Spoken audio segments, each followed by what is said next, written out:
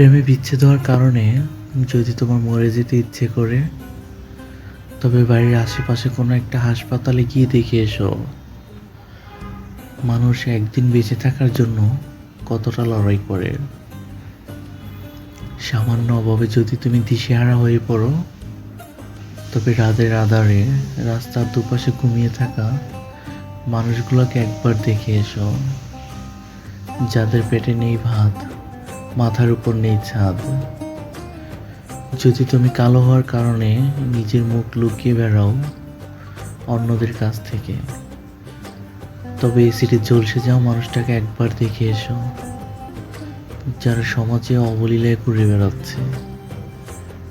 নিজের মধ্যে যদি কখনো অহংকার এসে পড়ে, তবে কোনো কবরস্থান ঘুরে এসো, যেখানে তোমার চেয়ে অনেক বড় জ্ঞানী সুন্দরী সফল ব্যক্তিরা মাটির নিচে শুয়ে আছে।